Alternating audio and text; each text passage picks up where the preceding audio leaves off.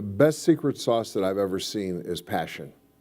And when people are passionate about what they're doing, they have a lot of energy, they have a lot of creativity, and they feel free to really kind of probe into areas that may be unorthodox or come up with ideas that you haven't thought about.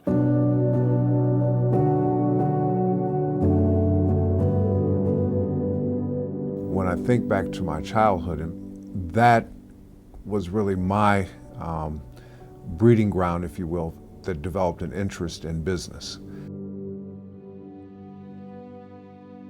I recall being, probably 5 years old and sitting down at the kitchen table one night, and my dad was, clearly disturbed about some things in the business. And I told him, God, I wish I had $5,000 to give to you, to take care of all these problems. And he looked at me and he said, son, $5,000 won't do it. And I thought $5,000 was like all the money in the world. And my dad always instilled in me that, to succeed, you have to be better than the others. And I took that pretty literally. And even in my career in Johnson Products Company, because I was the son of the founder and the president, if I got a promotion, my requirements for productivity were clearly different than anyone else in the organization, so that I was held to a tougher standard to advance than, let's say, someone who came in that was disassociated with the family. That gave me a good, not only training ground, but it also gave me a innate desire and motivation to achieve.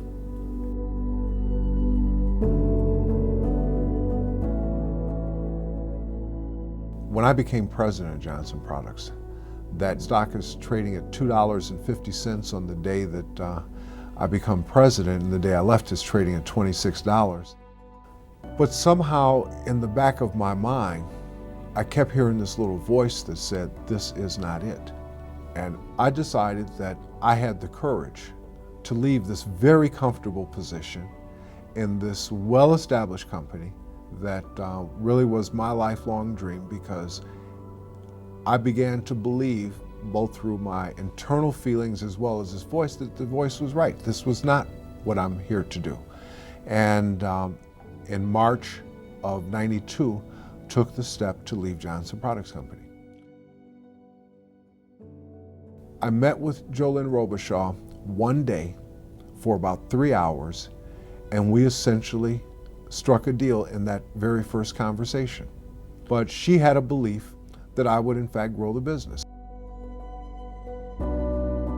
The company grew from 1992 to 1997 by 410%. And that really started to create an environment where we could look at some other options and how do we really develop the business and how do we grow the business.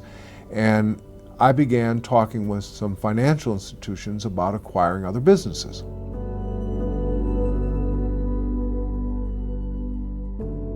When I first walked into what was called Richardson Foods Company, I felt immediately at home, because while it doesn't necessarily register to people, but liquid products such as shake flavorings and syrups and hot cake syrups and ice cream toppings, these are all liquid products, and they go through the same type of machinery and equipment that cosmetics run through, because they're highly viscous liquids.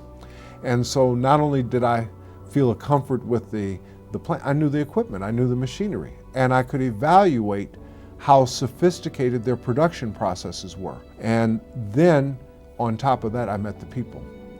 Every morning I get up, I'm ready to go. And I feel like this is the answer to that voice. I feel very satisfied. I feel complete.